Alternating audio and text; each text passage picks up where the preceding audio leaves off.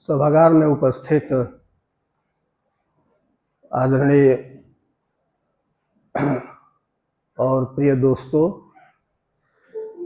इस सभा की अध्यक्षता कर रहे हमारे अत्यंत ही प्रिय विद्वान वक्ता प्रोफेसर अवधेश प्रधान, और नाम तो कई लोगों का लेना पड़ेगा, कुछ छूट भी जाएगा, इसलिए सबके प्रति मेरे मन में अगाध श्रद्धा का भाव है। उस भाव को अभिव्यक्त करते हुए मैं अपनी बात शुरू करता हूँ।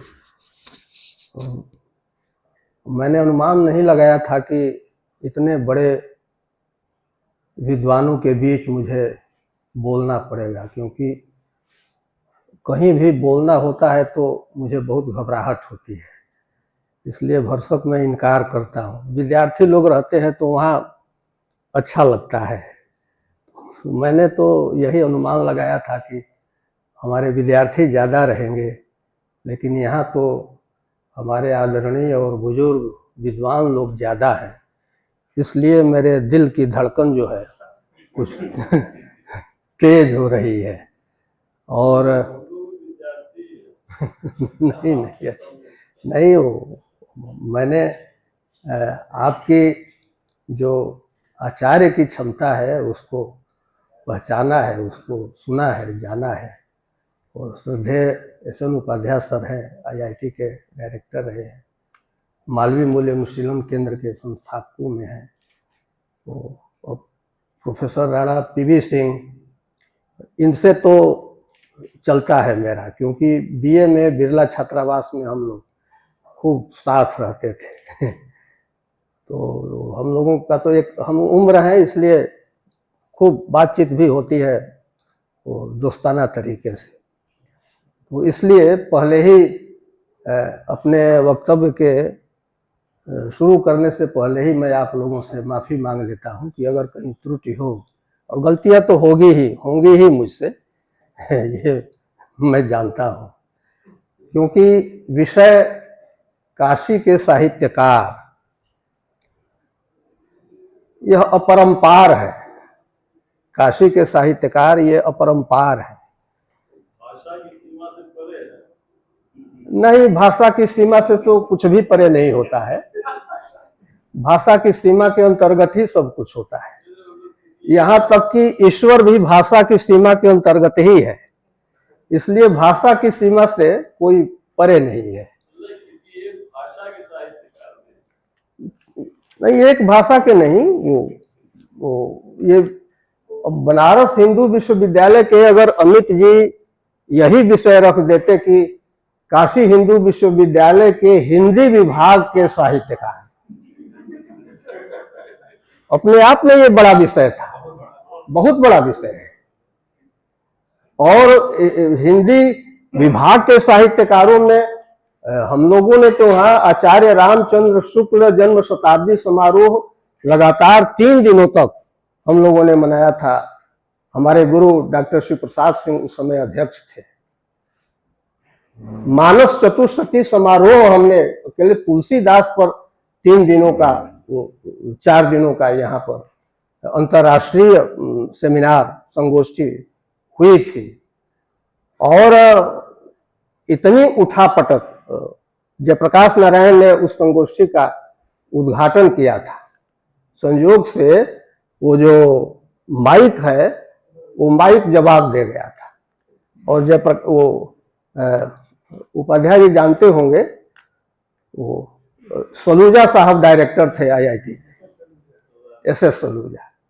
और जयप्रकाश नारायण ने, सलूजा साहब आगे बैठे हुए थे, और जयप्रकाश नारायण ने कहा कि IIT के डायरेक्टर सलूजा साहब के लिए ये शर्म की बात होनी चाहिए कि माइक जो है वह काम नहीं कर रहा है। ये हिम्मत थी उस समय के, क्योंकि नैतिकता थी, नैतिकता यह हिम्मत दे रही थी। इसी तरह से वो मानस चतुष्टयी समारोह में जो उठापटक है, इस स्तर तक उठापटक हुई थी कि हम लोगों के वरिष्ठ डॉक्टर राजेंद्र उपाध्याय थे, डॉक्टर शिव प्रसाद सिंह के शोध छात्र, और उन्होंने मंच पर आकर कहा कि आज से तुलसीदास पर चर्चा अब बंद कर देनी चाहिए। इस प्रकार की उठापटक चल रही थी, लेकिन यह कहते हुए उस समय कोई खतरा महसूस नहीं करता था। वो कहते थे कि हम भाई अपना विचार है, हम विचार व्यक्त कर रहे हैं। तो ये लंबी परंपरा रही है। और मैं देख रहा था आचार्य रामचंद्र शुक्ल का इतिहास, तो इतिहास में आप लोग जानते ही हैं, रामानंद ये काशी के ही काशी में ही उनका सब कुछ अध्ययन वगैरह चला था, और रामानंद के शिष्य कहे जाते हैं कबीर दास। तो मैं अपनी बात कबीर दास से ही शुरू कर रहा हूँ। कबीर दास यानी भक्ति काल में कबीर और रैदास दोनों काशी के निर्गुण भक्त कवि रहे हैं, और सगुण भक्तों में तुलसीदास का भी संबंध बनारस से, काशी से रहा है। तो कबीर जिस काशी की धरती पर अपने विचार व्यक्त कर रहे थे, मैं ये कहना चाहता हूं कि हमारे अध्ययन की शुरुआत ही कबीर के दोहों से हुई है। साँच बराबर तप नहीं, झूठ बराबर पाप, जाके हृदय साँच है ताके हृदय आप। यहीं से हम लोगों के अध्ययन की शुरुआत हुई है, कबीर दास के दोहे से शुरुआत हुई है। और उसी समय हम लोग यह भी पढ़ते थे, झूठे सुख को सुख कहे, मानत है मनमोद, जगत चबेना काल का, कुछ मुख में कुछ गोद। तो संसार की निस्सारता और सांसारिक ये जो सुख है कितना झूठा है, इस पर भी कबीर का ध्यान था। लेकिन जो एक नैतिकता की जरूरत थी, जब कह रहे हैं कि साँच बराबर तप नहीं, झूठ बराबर पाप। गौतम बुद्ध ने जब अहिंसा की बात की थी, तो निश्चित रूप से समाज में हिंसा ज्यादा रही होगी, तब अहिंसा की बात की थी उन्होंने। इसी तरह कबीर करते हैं जब कि साँच बराबर तप नहीं, इसका मतलब कि झूठ बोलने वालों का बोलबाला रहा होगा। तब कबीर दास कहते हैं कि साँच बराबर तप नहीं, झूठ बराबर पाप, जाके हृदय साँच है ताके हृदय आप। तो ये कबीर हो या रैदास हो, ये दोनों के दोनों कवि, या अगर तुलसीदास को भी आप सगुण भक्त कवि तुलसीदास को भी जान ले, तो ये भक्ति काल का जो चरम उत्कर्ष है वह इसी काशी की धरती पर हुआ है। और उस चरम उत्कर्ष में ये कई प्रकार की चुनौतियां इन भक्त कवियों ने दी हैं। इन भक्त कवियों ने जो कई प्रकार की चुनौतियां दी हैं, उन चुनौतियों में सबसे पहले तो एक भाषा की चुनौती है।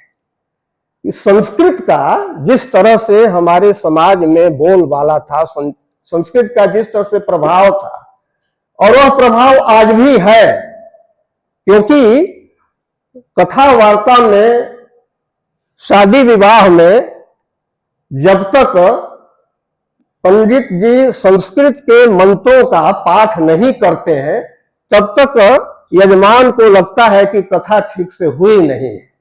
तो पवित्रता का चरम उत्कर्ष है, पवित्रता का जो चरम भाव है, वह संस्कृत के श्लोकों में ही माना जाता है। लेकिन भक्त कवियों ने सबसे पहले भाषा को चुनौती दी। कबीर दास ने कहा, संस्कृत प्राकृत कूप जल, भाषा बहता नीर। कबीर की हिम्मत थी, कबीर का साहस था कि इस काशी में रहते हुए जहाँ की पंडितों का बोलबाला था और जहाँ की परंपरा और संस्कृति अत्यंत समृद्ध थी और किसी दूसरी संस्कृति को, दूसरी परंपरा को जो टिकने नहीं देना चाहती थी, वहां कबीर ने यह हिम्मत की कि संस्कृत प्राकृत कूप जल भाषा बहता नहीं।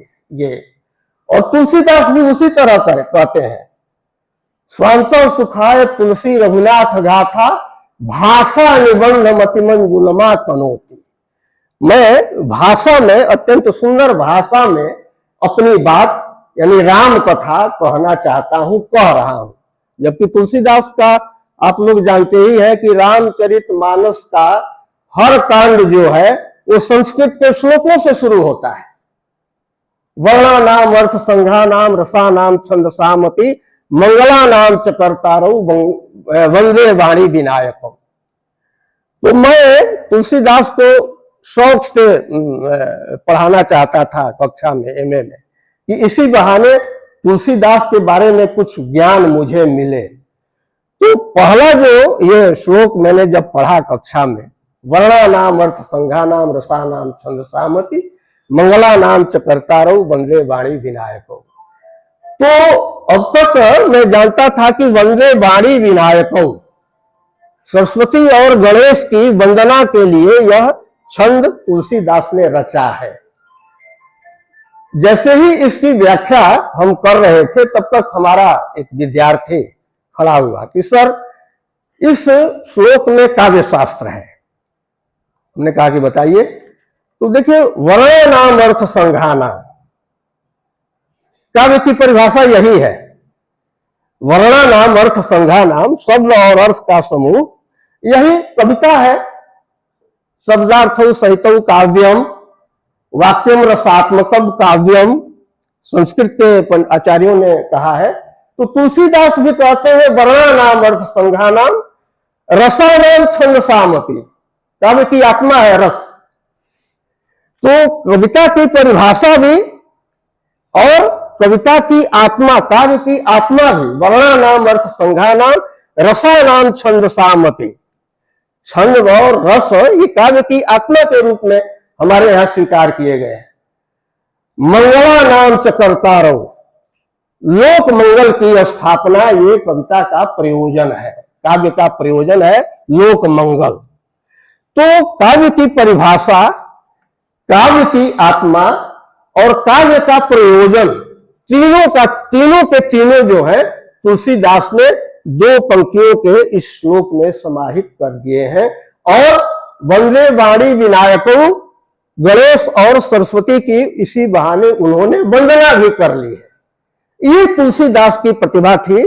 जिस तुलसीदास पर आज तो कई प्रकार के यानी आरोप लगाए जा रहे हैं, ये तुलसीदास की प्रतिभा थी। तो काशी जो है वो कबीर और रैदास और तुलसीदास, अगर इन्हीं तीनों को भक्ति काल में हम देखें तो कबीरदास क्या कहते हैं, भूखे भगत न कीजय यह माला अपनी लीजय। भूख की समस्या भक्ति काल के कवियों के सामने भी थी, भूख की समस्या। इसलिए कबीर कहते हैं कि भूखे भगत न कीजय यह माला अपनी लीजय। और इसी तरह रैदास भी कहते हैं, साधो का शास्त्रन सुन कीनो अन पावनी भगति नहीं साधी भूखे अन्न न दीनो। जो भूखा आदमी है उसको अन्न नहीं मिल रहा है, मैं अनपावनी भक्ति जो है वो किस प्रकार से करूं जब तक कि हमारा पेट, जब तक पेट नहीं भर रहा है। तो उस समय के कवियों के सामने भी भूख की यह समस्या थी।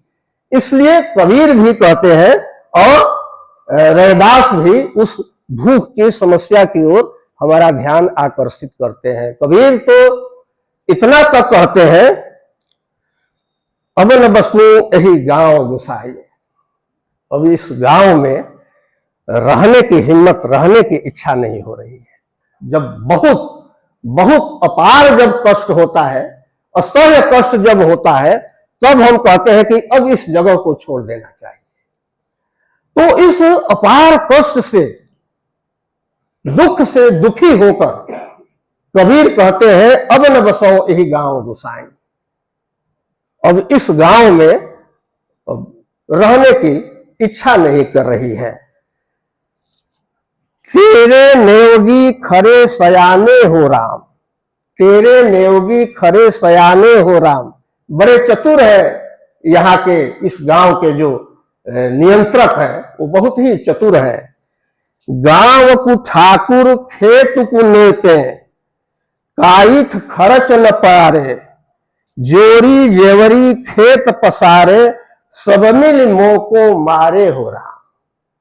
चाहे ठाकुर हो, चाहे कायस्थ हो, या जो कुछ भी वो सरकारी अमला थमला हो, वो सब कबीर कहते हैं कि सब मिल मोको मारे हो रहा।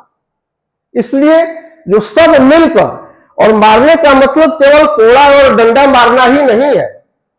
मारने का मतलब कि उनकी नैतिकता पर चोट कर रहे हैं, कबीर की अभिव्यक्ति पर चोट कर रहे हैं, कबीर की जो आत्मा है उस पर चोट कर रहे हैं, मस्तिष्क पर, बुद्धि पर चोट कर रहे हैं, हृदय पर चोट कर रहे हैं।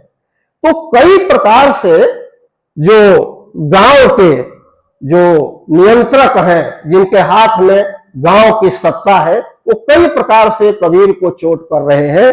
इसलिए कबीर को बहुत दुखी होकर कहना पड़ रहा है अब न बसो यही गांव गुसाई। अब इस गांव में तो भक्त काल की कविता के मूल में यह दुख है, ये भूख का भी दुख है, साथ ही साथ अपनी बात कहने का, वहां पर अपने गांव में रहने का, न रहने देने का भी यह दुख है। तो ये दुख से ये कविता, वो तो आप लोग जानते ही है, वाल्मीकि का जो ये शोक से ही श्लोक की उत्पत्ति हुई है। मान साध प्रतिष्ठा तो मगम समझ, ये आप सब लोग जानते ही है। तो दुख जो है वह कविता के लिए मैं समझता हूं कि एक अनिवार्य तत्व है। प्रेमचंद जैसा लेखक इसी बनारस में गोदान में प्रोफेसर मेहता से कहलवाते हैं कि दुख ही कवि के लिए सुख है। गोदान में प्रेमचंद कहते हैं कि दुख ही कवि के लिए सुख है।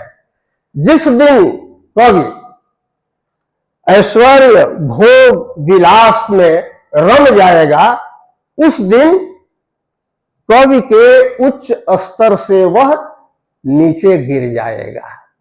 तो भोग विलास ऐश्वर्य वगैरह जो है वह कवि के लिए नहीं है, यह दूसरे लोगों के लिए है, जो धन बटोरना चाहते हैं इस संसार में, केवल ऐश आराम करने के लिए आए हैं, उनके लिए यह भोग विलास है।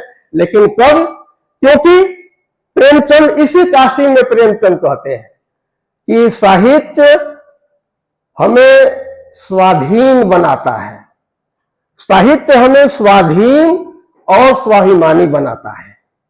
और स्वाधीन का मतलब, स्वतंत्रता का मतलब, यानी जिस पर किसी भी प्रकार का कोई नियंत्रण न हो, किसी भी प्रकार का नियंत्रण न हो। इसलिए आप महसूस करते होंगे, जो साहित्य की रचना करते होंगे या जो साहित्य में रमते होंगे, वो महसूस करते होंगे कि जो साहित्यकार है उसके ऊपर किसी भी राष्ट्रपति, प्रधानमंत्री या शासनाध्यक्ष का कोई वश नहीं चलता है, किसी का भी वश नहीं चलता है। इसलिए संपूर्ण रूप से स्वतंत्रता का उपभोग अगर इस समाज में, इस संसार में कोई करता है तो वह साहित्यकार करता है। दूसरा कोई भी बड़ा से बड़ा शासक भी उस संपूर्ण रूप से स्वतंत्रता का उपभोग नहीं कर सकता। करने की उसके अंदर मतलब कई प्रकार के उसके ऊपर बंधन होते हैं। आप राष्ट्रपति, प्रधानमंत्री को देख लीजिए, उनसे मिलना मुश्किल है, एसपी जी का घेरा, क्या क्या तमाम टंट घंट रहता है। या वो छोटे छोटे अधिकारियों को देख लीजिए। लेकिन साहित्यकार जो है वो स्वतंत्र रूप से विचरण करता है, इस समाज में स्वतंत्र रूप से विचरण करता है। और स्वतंत्रता से बढ़कर समाज में या संसार में दूसरा कोई बड़ा सुख नहीं है। सबसे बड़ा अगर सुख है तो वह स्वतंत्र रूप से रहना, किसी के अधीन न रहना। तुलसीदास तो स्त्री के संदर्भ में कहते ही है, कतविधि सृजी नारी जगमाही, पराधीन सपने सुख नाही। ये और जिस भूख की, जिस दुख की बात कबीर और रैदास कहते हैं, तुलसीदास भी उसकी बात करते हैं। नहीं दरिद्र सम दुख जग माही, संत मिलन सम सुख जग नाहि। इसी काशी में नहीं दरिद्र सम दुख जग माही, दरिद्रता के समान संसार में दूसरा कोई बड़ा दुख नहीं है।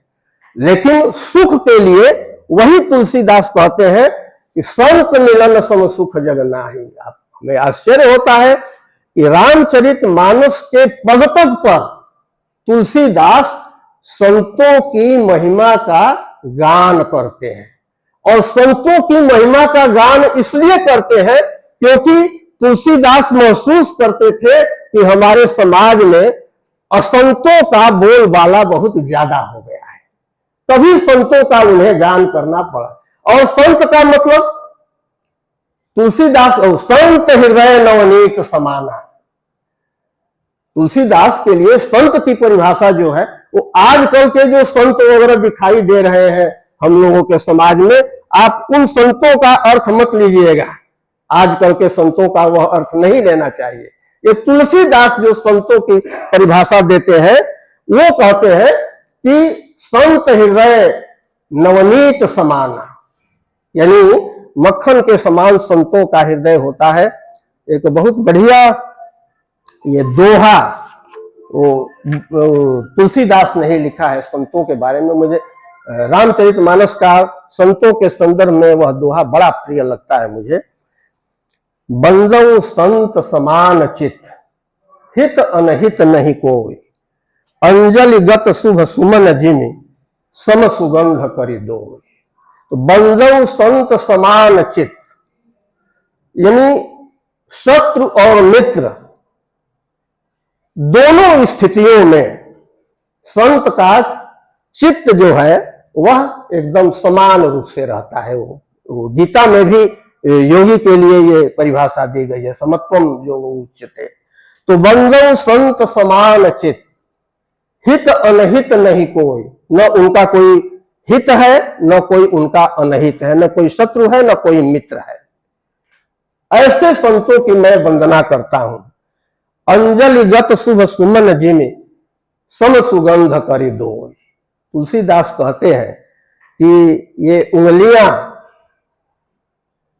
पौधे से या पेड़ से फूल को तोड़ती है, और पौधे से या पेड़ से टूटता हुआ फूल उसको बहुत कष्ट होता है, बहुत दुख होता है। पेड़ को भी दुख होता है और फूल को भी दुख होता है जब वो टूटता है, तब दोनों को दुख होता है।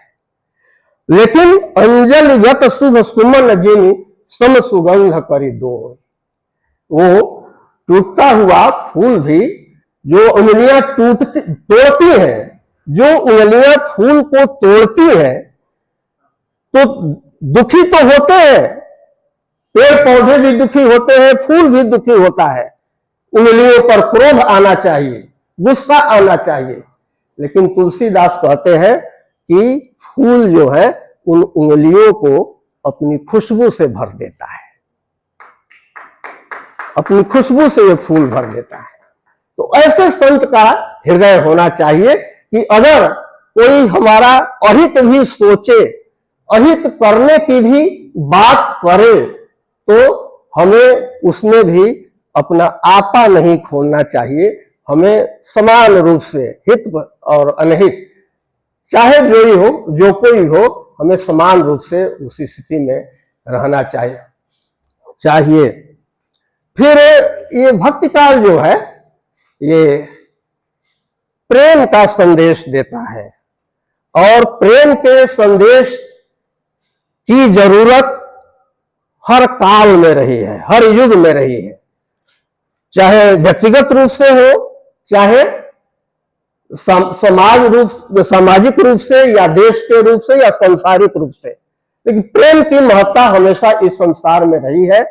और बिना प्रेम के हम एक दूसरे से संबंध स्थापित नहीं कर सकते। बिना प्रेम के हमारा जीवन जो है वह हमारे जीवन में कविता नहीं आ सकती। कविता के लिए जरूरी है कि हमारे अंदर प्रेम का भाव हो। तो इस प्रेम के लिए वो तुलसीदास भी कहते हैं, रामन केवल प्रेम पियारा, जान लेहु सो जानन निहारा। तुलसीदास भी कहते हैं और कबीर भी कहते हैं, यह तो घर है प्रेम का, खाला का घर ना, शीश उतारे भूल धरे तो पैसे घर माए। तो कबीर और तुलसी या रैदास, ये तीनों के तीनों भक्त कवि इसी बनारस में रहते हुए प्रेम का संदेश देते हैं।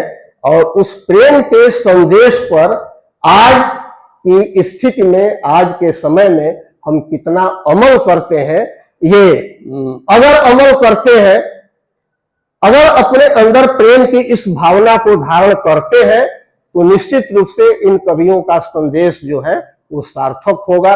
अगर नहीं धारण करते हैं तो फिर हम तो स्वतंत्र हैं, प्रेम करें या न करें, दोनों स्थितियों के लिए हम स्वतंत्र हैं। तो थोड़ा ये मैंने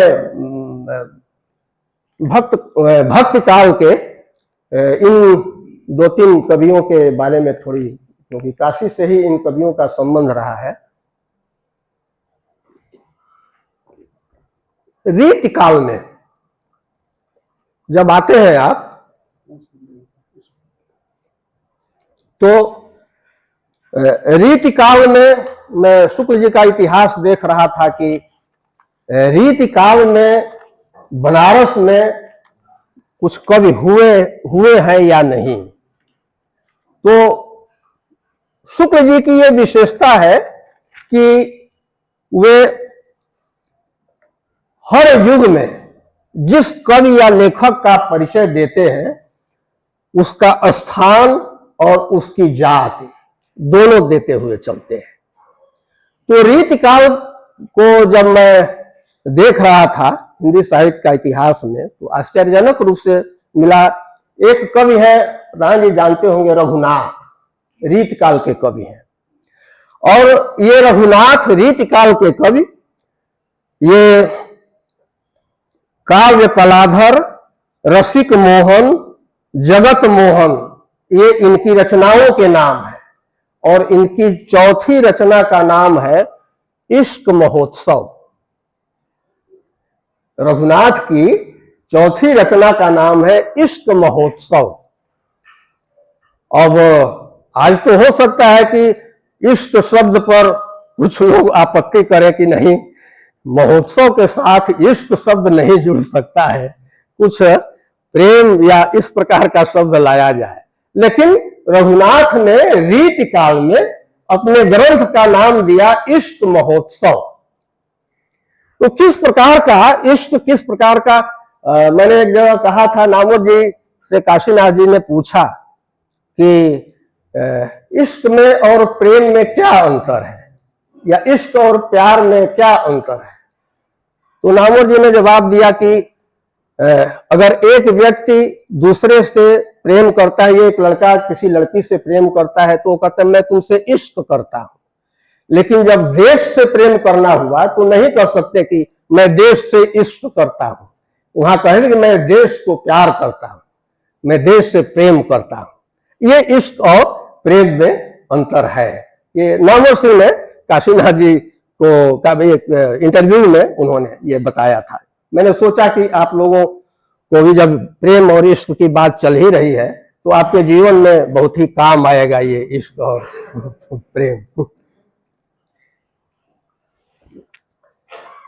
इसी तरह एक दूसरे रीतिकाल के कवि हैं जो बनारस के हैं, नाम है नाथ, लेकिन उनका पूरा नाम है हरिनाथ, और उनकी रचना का नाम अलंकार दर्पण। तीसरे हैं मनियार सिंह, और इनकी रचना का है भाषा महिम, सौंदर्य लहरी और हनुमत छबीसी। हनुमत छबीसी मनियार सिंह की रचना है। फिर एक चौथे कवि है गणेश, और ये रीतकाल के एक प्रसिद्ध कवि हुए हैं लाल कवि, और लाल कवि के ये पौत्र थे और काशी नरेश के दरबार में ये रहे हैं गणेश। इनकी रचनाओं में प्रद्युम्न विजय नाटक, और इन्होंने लिखा हनुमत पचीसी। वो मनियार सिंह ने हनुमत छबीसी लिखा था, तो गणेश जी ने हनुमत पचीसी लिखा था। हो सकता है कि गणेश जी ने पहले हनुमत पचीसी लिखा हो, बाद में मनियार सिंह ने वो हनुमत छबीसी लिख दिया हो। फिर काशी नरेश के ही दरबार में एक और कवि रहे हैं राम सहाय दास। तो बिहारी सतसई के तर्ज पर इन्होंने राम सतसई की रचना की है। हाँ, चौबेपुर के थे राम सहाय दास। और यही ये जो गाय घाट हम लोगों का बनारस का है, वहां के रहने वाले बाबा दीन दयाल गिरी, और बाबा दीन दयाल गिरी के लिए उनकी रचना है अन्योक्ति कल्प द्रुम। और शुक्ल जी ने लिखा है कि ये दुर्लभ रत्न है, हिंदी का ये दुर्लभ रत्न है अन्योक्ति कल्पद्रुम। एक और रचना है इनके अनुराग बाग। फिर एक गिरिधर दास का भी नाम आता है, जो भारतेंदु हरिश्चंद्र के पिता है, वो भी कविताएं करते थे। तो रीतिकाल के अंतर्गत इन कवियों का जिक्र आचार्य रामचंद्र शुक्ल ने किया है। इसका मतलब कि हमारा रीतिकाल भी बनारस से अछूता नहीं है, बनारस में रीतिकाल की रचनाएं हुई हैं। फिर अब आधुनिक काल में आते हैं, जो भारतेंदु हरिश्चंद्र से जो आधुनिक काल शुरू होता है।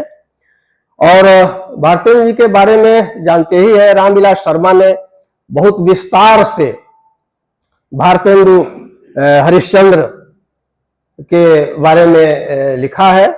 और नवजागरण पर, हिंदी नवजागरण पर जितने अध्ययन करने वाले लोग हैं, यहाँ प्रधान जी बैठे हैं, समीर कुमार पाठक बैठे हैं, तो हिंदी नवजागरण पर काम करने वाले लोगों ने भारतेंदु और भारतेंदु युग के लेखकों पर बड़े विस्तार से अपने विचार व्यक्त किए हैं।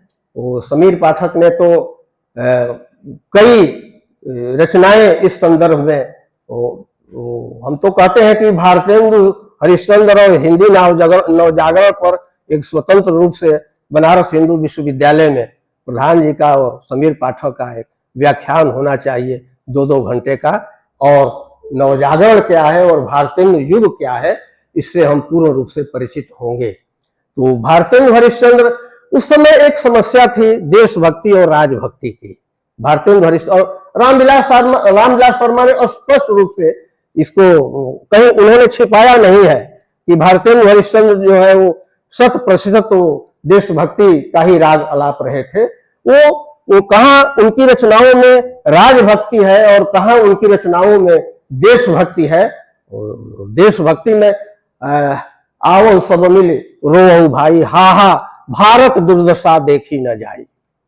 तो भारत दुर्दशा के विषय में भारतेंदु हरिश्चंद्र ने अपने कई नाटकों के माध्यम से, और सिर्फ समाज को जागृत करने के उद्देश्य से ही नहीं, बल्कि इसी युग में भारतेंदु हरिश्चंद्र ने खुद लिखा कि हिंदी नए चाल में ढली।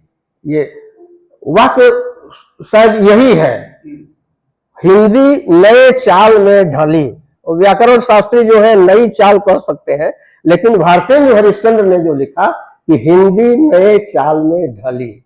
और आप लोग जानते ही है कि ये भारतेंदु हरिश्चंद्र कई वे पत्र भी निकालते थे अपनी हिंदी भाषा को समृद्ध करने के उद्देश्य से।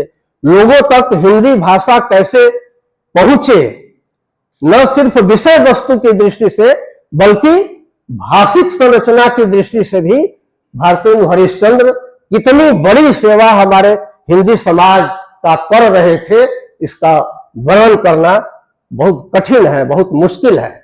और सिर्फ भारतेंदु हरिश्चंद्र ही नहीं, ये इसी बनारस के ही रहने वाले थे बाबू देवकी नंदन खत्री।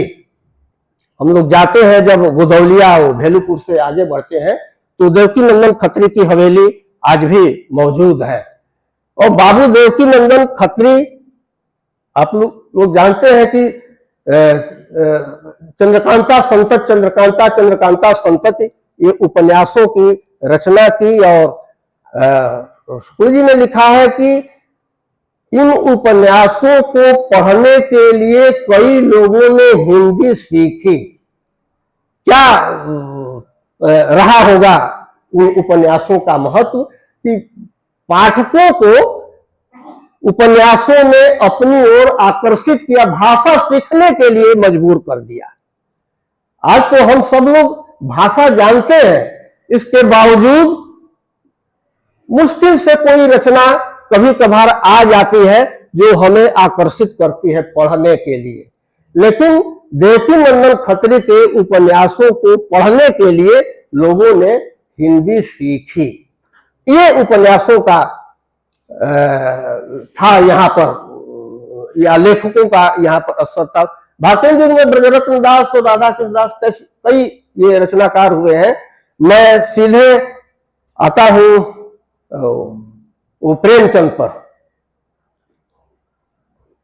क्योंकि मैं समझता हूं कि बनारस में जितना समृद्ध वह समय रहा है उतना समृद्ध कोई दूसरा समय नहीं रहा हिंदी साहित्य के इतिहास में बनारस की दृष्टि से। एक ही समय में कविता में जयशंकर प्रसाद, आलोचना में आचार्य रामचंद्र शुक्ल और कथा साहित्य में प्रेमचंद, तीनों का समय एक ही है। और इसी बनारस में तीनों ने रचना की। और आप पाएंगे कि तीनों की रचनाओं में या रचनात्मक दृष्टि से अगर आप देखें तो तीनों में कहीं तालमेल है और कहीं तालमेल नहीं है। प्रेमचंद और जयशंकर प्रसाद को देखें तो बहुत हद तक तालमेल नहीं है। रामचंद्र शुक्ल कुछ हमको बीच में दिखाई पड़ते हैं, लेकिन हिंदी आलोचना का जो शीर्ष है वह इसी समय आचार्य रामचंद्र शुक्ल के रूप में आया। हिंदी कथा साहित्य का जो शीर्ष है इसी समय प्रेमचंद के रूप में आया। और हिंदी कविता का जो शीर्ष है छायावाद का वह जयशंकर प्रसाद के रूप में इसी समय आया। और तीनों के बारे में थोड़ा थोड़ा हम चर्चा करेंगे। ये प्रेमचंद के बारे में मैंने आपसे कहा ही कि साहित्य की, कविता की क्या वो परिभाषा देते हैं। प्रेमचंद ने हिंदी साहित्य की परंपरा से जो आ रही थी सौंदर्य दृष्टि, उस सौंदर्य दृष्टि को ही प्रेमचंद ने एकदम बदल दिया अपने कथा साहित्य के माध्यम से। और सौंदर्य दृष्टि को ही नहीं बदला बल्कि हिंदी के नायक नायिकाओं पात्रों तक को बदल दिया। एक जो श्रम करने वाली जनता है, दुख भोगने वाली जो जनता है, अन्याय, दमन और अत्याचार को सहन करने वाली जो जनता है, प्रेमचंद ने उसको अपना नायक बनाया। रामविलास शर्मा की यह टिप्पणी बहुत ही मार्के की है। रामविलास जी ने कहा कि देवकी नंदन खत्री ने पाठकों को तो आकर्षित किया, लेकिन प्रेमचंद की रचनाओं ने पाठकों के मिजाज को बदल दिया। जो तिलस्मी और अय्यारी उपन्यासों का मिजाज बना हुआ था पाठकों का, चंद्रकांता और चंद्रकांता संतति से, प्रेमचंद के उपन्यासों ने पाठकों का मन और मिजाज बदल दिया। ये प्रेमचंद की सबसे बड़ी देन है। और प्रेमचंद ने बताया कि साहित्य का लक्ष्य क्या होना चाहिए। प्रेमचंद ने बताया कि साहित्य में किन बातों की चर्चा होनी चाहिए, किन लोगों की चर्चा होनी चाहिए। और लोगों में प्रेमचंद का कथा साहित्य इतना विशाल है, इतना बड़ा है कि उसमें सिर्फ मनुष्य ही नहीं आते हैं, बल्कि पशुओं की भी एक बहुत बड़ी उपस्थिति है, बहुत बड़ी उपस्थिति है। और पशुओं में कौन? वो जबरा, जबरा को कोई नहीं भूल सकता। वो कहानी का जो नाम है पूस की रात, पूस की रात के जबरा को, यानी पूस की रात का जो मुख्य पात्र है और वो जबरा, उस जबरा से मनुष्य सीख सकता है कि किस प्रकार से आदमी का साथ देना चाहिए। दुख की स्थिति में, ठंड की स्थिति में भी सब कोई साथ छोड़ दे, लेकिन वह जबरा जो है वह लगा रहता है और बार बार भूखता है, बार बार भौंकता है वो नील गायों के बारे में, लेकिन वो साथ नहीं छोड़ता वो अपने मालिक का। इसी तरह से दो बैलों की कथा, हीरा मोती का जो संबंध है, दोनों अकेले नहीं रह सकते। एक को अगर अकेले कर दिया जाता है तो दूसरा जो है, और कितने बढ़िया प्रतीकार्थ लिया है इस कहानी का प्रेमचंद ने, कि जो सांड हरे भरे खेत चर रहा है, वो ब्रिटिश साम्राज्यवाद का प्रतीक है। वो सांड जो हमारी धरती यानी भारत की हरे भरी धरती को चर रहा है। और हीरा मोती, प्रेमचंद यह दिखाते हैं कि हीरा मोती दोनों की एकता, दोनों की एकता, दोनों की मित्रता जब मिलती है तो उस मित्रता के बल पर दोनों उस सांड को मार मार कर भगा देते हैं। वह कहानी याद आती होगी आपको, वो एक मवेशी खाना का भी दृश्य आता है, मवेशी खाना का। और उस मवेशी खाने के दृश्य में गदहा नहीं जाना चाहता, तो दोनों बैल जो है सींग से मार मार कर उस गधे को, जो दीवार तोड़ते हैं, सींग से मार मार कर वो गधे को वो बाहर करते हैं। यानी हमारे समाज में किस प्रकार की जनता की मन स्थितियां होती है, उन हीरा मोती गधा और दूसरे जानवरों की मन स्थितियों से भी हम इसका बहुत बड़ा अर्थ निकाल सकते हैं। तो प्रेमचंद ने इस प्रकार के जानवरों को अपने कथा साहित्य में महत्वपूर्ण स्थान दिया। मुझे ये कहानी है प्रेमचंद की, ये ठाकुर का कुआं।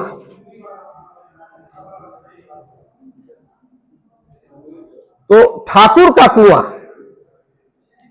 और ठाकुर का कुआं ये जोखू चमार है, लेकिन उसकी स्त्री का नाम जो है प्रेमचंद क्या देते हैं? गंगी। जोखू चमार है जाति का, ठाकुर का कुआं का, लेकिन उसकी स्त्री का प्रेमचंद नाम देते हैं गंगी। और वह गंगी जिसका छुआ कोई पानी नहीं पीता, नाम लेकिन प्रेमचंद ने गंगी दिया है। और नाम देते वक्त प्रेमचंद बहुत सावधान थे। वो जानते थे कि गंगा की तरह पवित्र यह जोखू चमार की स्त्री गंगी है। ये छुआछूत का या भेदभाव किसी भी स्तर पर नहीं माना जाना चाहिए, ये प्रेमचंद का संदेश है। और गंगी, प्रेमचंद अगर आप कहानी पढ़ें, बहुत यानी भयानक स्थिति जब वो डाल देती है कुएं में घड़ा, जब ठाकुर के दरवाजे से सभी लोग चले जाते हैं, सभी लोग चले जाते हैं, और सन्नाटा पाकर निर्भय होकर गंगी किसी किसी तरह कुएं में घड़ा डाल देती है। और जब कुएं में घड़ा डालती है तो पानी भरते हुए उस घड़े से आवाज आती है, आवाज आती है, और गंगी खींचती है भरा हुआ घड़ा, और कुएं की जगत तक जैसे ही आते आते उस घड़े को पकड़ना चाहती है, ठाकुर की भयानक शेर की आवाज, दहाड़ जो है उसे सुनाई पड़ती है, और मारे भय के हाथ से वो घड़ा छूट जाता है और बहुत तेज भागती है। तेज इसलिए भागती है ताकि ठाकुर पहचान न पाए, ये भय था। तो भय का, आतंक का किस प्रकार गांव के ठाकुर का किस प्रकार का आतंक उस दलित और दमित लोगों पर होता है, प्रेमचंद ने इस ठाकुर का कुआं कहानी में बड़ा ही मार्मिक ढंग से, बहुत प्रभावशाली ढंग से प्रस्तुत किया है। और जब घड़ा गिरता है कुएं में तो बहुत तेज आवाज आती है, उस कुएं से बहुत तेज आवाज आती है। हमें ऐसा लगता है कि कुएं में भरे हुए घड़े की जो तेज आवाज है, वह तेज आवाज दलित और दमित जो वर्ग है, दलित और दमित वर्ग की वह तेज आवाज है कि इस तेज आवाज को अब ज्यादा दिनों तक दबाया नहीं जा सकता। प्रेमचंद इस कहानी के माध्यम से या उस घड़े की आवाज से ये हमें संदेश देना चाहते हैं। तो छोटी छोटी घटनाओं के माध्यम से प्रेमचंद कितना बड़ा संदेश देते हैं। इसी तरह ये ईदगाह कहानी आप लोगों ने पढ़ी, और ईदगाह का छोटा बच्चा हामिद क्या वर्ग है, यानी वो है, सब के सब मुसलमान ही सब लोग हैं, ये ईद के मेले में गए हुए हैं। और कहा किस प्रकार से वहां भी एक धनी वर्ग है और वहां भी एक गरीब है। तो धनी वर्ग यानी क्या विडंबना है कि वो सब बढ़िया बढ़िया खिलौने खरीदते हैं, आइसक्रीम खरीदते हैं, मिठाइयां खरीदते हैं, और उस हामिद को देने के लिए उसके मुंह तक ले जाते हैं, और जैसे वो हाथ बढ़ाता है खींच लेते हैं हाथ को। क्या प्रेमचंद ने ये इस विडंबना का, इस दुख का चित्रण किया है इस ईदगाह कहानी के माध्यम से। लेकिन वही हामिद जो है वो 3 आना या 4 आना जो भी पैसा उसके पास है, खरीदता क्या है, चिमटा, लोहे का चिमटा, और उसको कहता है कि यह रुस्तमे हिंद, उस चिमटे को कहता है ये हमारा रुस्तमे हिंद है। क्या उस रुस्तमे हिंद कहने वाले चिमटा लोहे का चिमटा है, और कहता है कि तुम्हारे सिपाही, तुम्हारे सैनिक या तुम्हारे जज, तुम्हारे दरोगा जो मिट्टी के बने हैं, ये सब मिट्टी के बने हैं, और ये मेरा रुस्तमे हिंद चिमटा जो है सबको मार मार कर वो खत्म कर देगा। यानी उस ब्रिटिश साम्राज्यवादी सत्ता तो किस प्रकार से हामिद के इस चिमटे से चुनौती देते हैं प्रेमचंद। छोटी छोटी बातों से प्रेमचंद कितना बड़ा संदेश देते हैं अपनी कहानियों के माध्यम से। ये बनारस की ये पहचान है प्रेमचंद, इसीलिए बनारस की पहचान है कि रुस्तमे हिंद। अब हामिद की देशभक्ति पर कोई संदेह कर सकता है? रुस्तमे हिंद चिमटा, ये हमारा रुस्तमे हिंद है। तो इस प्रकार से प्रेमचंद ऐसे ऐसे पात्रों की रचना करते हैं अपनी कहानियों में। और आप लोग तो जानते हैं वो शायद ये कर्मभूमि उपन्यास की घटना है जिसमें कि मंदिर प्रवेश के लिए मारपीट वगैरह होती है।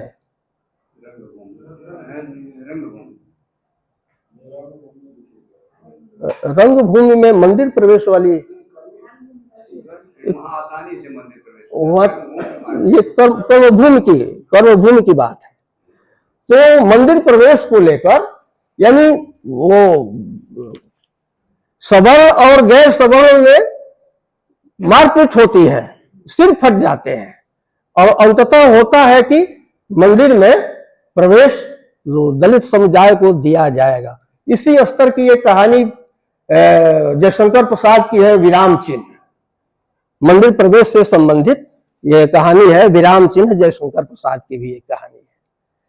तो इसी बनारस से, जिसको कि परंपरा और संस्कृति का केंद्र माना गया है, इसी बनारस से इस प्रकार की भी आवाजें उठी है, यानी जिसे आप कहते हैं कि विद्रोही चेतना की जो आवाजें हैं, वो यानी अपने समय को ये साहित्यकार किस प्रकार से पहचान रहे थे और समाज में भविष्य में चलकर किस प्रकार के परिवर्तन होंगे, इस भविष्य के परिवर्तन को देखते हुए इस प्रकार के रचनाकार जो है अपनी रचनाएं कर रहे थे, जिससे कि इस काशी से, बनारस के साहित्य के माध्यम से बहुत बड़ा संदेश जो है वो हमारे भारतीय समाज को जाए, या दुनिया के स्तर पर एक बड़ा संदेश जाए। लेकिन ये भी कहते हैं जब मंदिर प्रवेश हो जाता है कर्मभूमि में, तो पंडित जी से पूछा जाता है कि आपको कैसा लग रहा है, तो पंडित जी कहते हैं कि आज सबसे ज्यादा चढ़ावा आया, आज सबसे ज्यादा चढ़ावा आया। तो ये चढ़ावा वगैरह की बात, अब तो सोने के मंदिर बनवाए जा रहे हैं। रविदास मंदिर में हर साल संकल्प लिया जाता है कि हम सोने से यह दीवार बनवाएंगे, सोने से वह दीवार बनवाएंगे, लेकिन कोई आवाज नहीं उठा सकता कि भाई ये सोने की दीवार बनाने से ये श्रद्धा भाव होना चाहिए। ये सोना क्या आप कीजिएगा, हमने महसूस किया है कि जितने बड़े बड़े मंदिर हैं वहां बहुत ज्यादा इफरात धन है, और जो ज्यादा चढ़ावा, करोड़ों में जो चढ़ावा देता है, उसी का हम गुणगान करते हैं कि अरे देखिए उन्होंने तो कितना करोड़ दान कर दिया। लेकिन वो करोड़ों का रुपया जो है वो किसके घर से जाता है, थोड़ा विवेक और बुद्धि से हम लोग अगर विश्लेषण करें तो पता चलेगा कि वो हमारे घर का पैसा है, लेकिन नाम जो है वो दानदाताओं का हो रहा है। तो यहाँ के काशी के साहित्यकारों ने, चाहे प्रेमचंद हो, चाहे ये जयशंकर प्रसाद की एक कहानी है सालवती, और उस सालवती कहानी में जो नायिका है वो प्रण करती है। पूछा जाता है कि तुम्हारा उद्देश्य क्या है, तुम क्या चाहती हो, तो वह प्रण करती है कि मेरा उद्देश्य जो है वो पूरे अपने देश से वेश्यावृत्ति की समस्या का उन्मूलन, वेश्यावृत्ति की समस्या का उन्मूलन, ये मेरा उद्देश्य है। तो ये छोटे छोटे पात्र जो भुक्तभोगी हैं, वो भुक्तभोगी पात्र किस प्रकार का बड़ा उद्देश्य लेकर आते हैं हमारे सामने। ये प्रसाद जी पर आप अगर विचार, प्रेमचंद के तो गोदान या रंगभूमि कई उपन्यास हैं, ज्यादा समय हो जाएगा। जयशंकर प्रसाद कहा जाता है कि पद्मावत, रामचरितमानस और कामायनी, ये 3 महाकाव्य है, और 3 महाकाव्यों की तुलना जो है वो अभी किसी दूसरी रचना से आज की तारीख में संभव नहीं है। तो इसी बनारस में ये कामायनी की रचना हुई, और कामायनी का उद्देश्य क्या कहते हैं, उसमें क्या कहते हैं ये जयशंकर प्रसाद, औरों को हंसते देखो मनु, हंसो और सुख पाओ, अपने सुख को विस्तृत कर लो, सबको सुखी बनाओ। तो जयशंकर प्रसाद कामायनी में कहते हैं औरों को हंसते देखो मनु, हंसो और सुख पाओ, अपने सुख को विस्तृत कर लो, सबको सुखी बनाओ। तो इस दुनिया में जितने लोग हैं, अब वहां पर जयशंकर प्रसाद किसी एक जात, किसी एक धर्म के लोगों को सुखी बनाने की बात नहीं करते हैं। कामायनी महाकाव्य या बड़ा काव्य इसलिए है क्योंकि कामायनी का उद्देश्य बहुत बड़ा है, सबको सुखी बनाने की कल्पना, सबको सुखी बनाने की कामना जो है जयशंकर प्रसाद इसी काशी में। और जयशंकर प्रसाद का दायरा क्या था, वो आप लोगों ने देखा होगा, सोनी साहब की दुकान चौक में जाकर। हम लोग तो चौक में जब भी जाते हैं जरूर उस सोनी साहब की दुकान पर जरूर जाते हैं। तो उस सोनी साहब से लेकर वो हमारे गुरु थे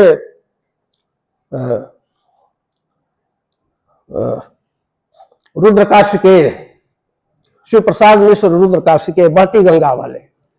और बहती गंगा वाले रुद्र का हम लोगों को कामायनी पढ़ाया करते थे।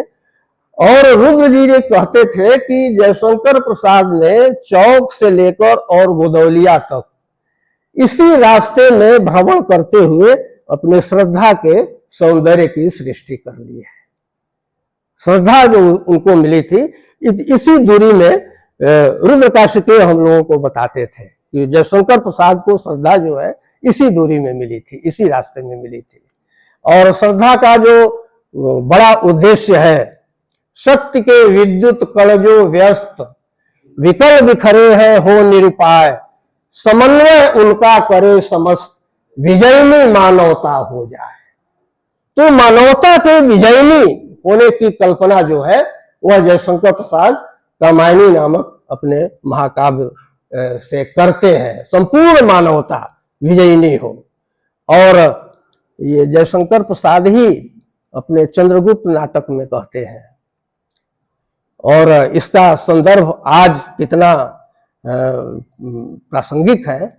प्रसाद जी कहते हैं चंद्रगुप्त नाटक में कि मानव कब दानों से भी दुर्दांत, पशु से भी बर्बर, पत्थर से भी कठोर,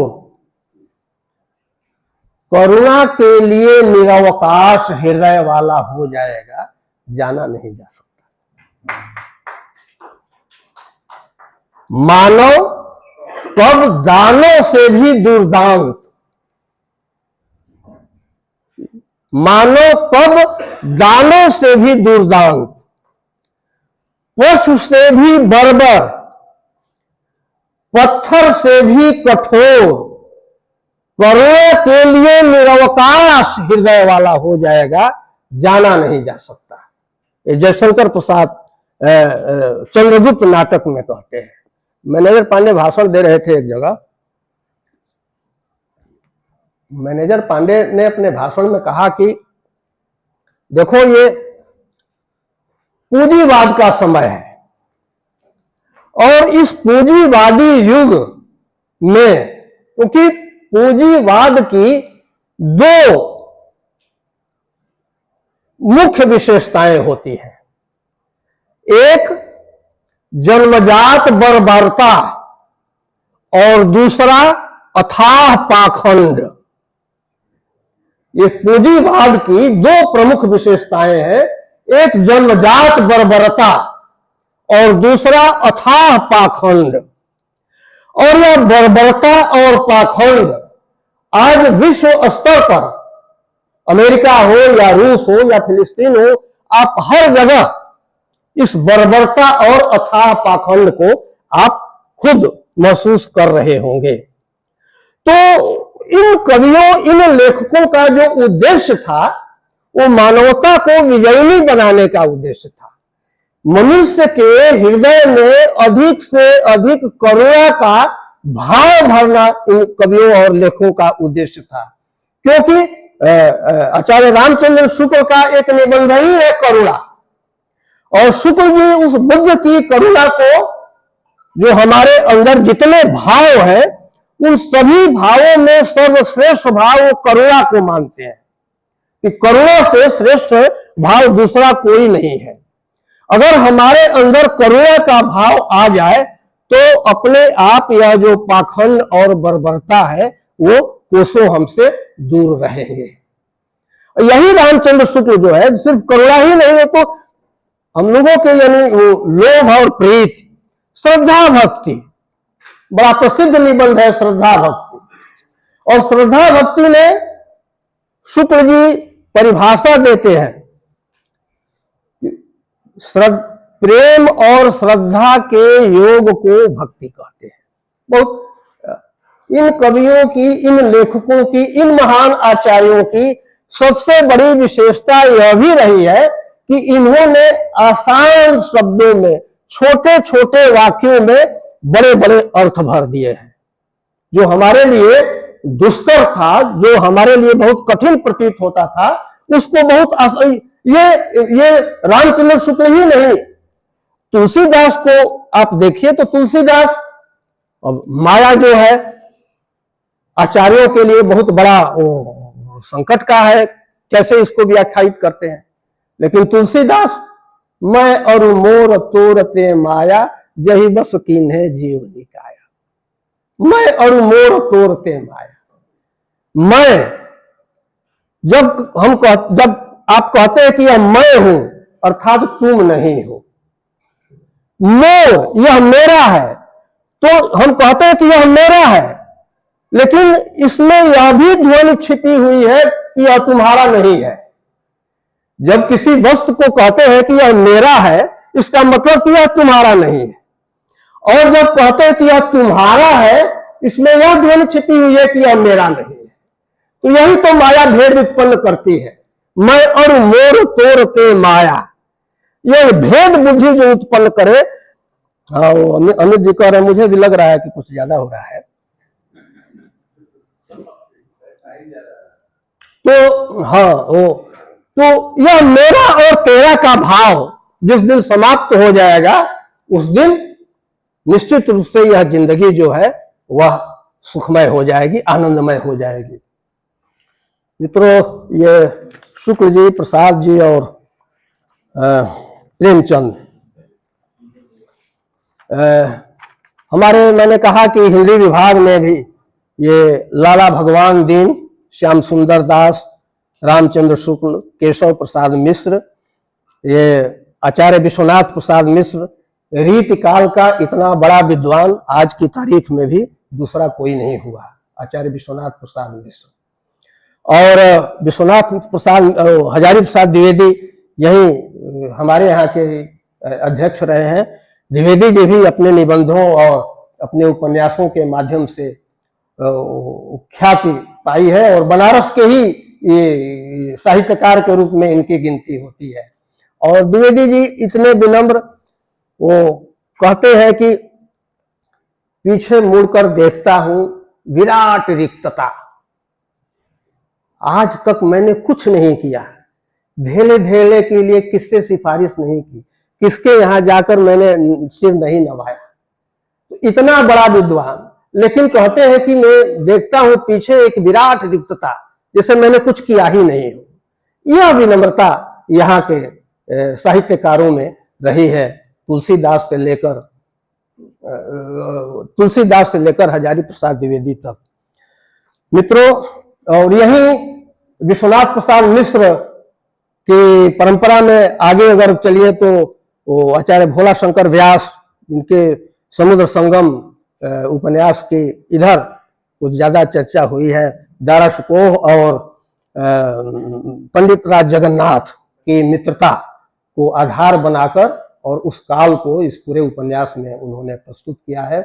और भोला शंकर व्यास से भी आप आगे बढ़े तो इसी बनारस हिंदू विश्वविद्यालय में आज की तारीख में काशीनाथ सिंह हैं, सुखदेव सिंह दिवगर, शिव प्रसाद सिंह जैसे बड़े महान रचनाकार, कर्मनाशा की हार जैसी कालजयी और नीला चांद या अलग अलग बैतरणी, राणा पीवी सिंह तो शिव प्रसाद सिंह के कथा साहित्य के विशेषज्ञ ही हैं, हम क्या कर सकते हैं।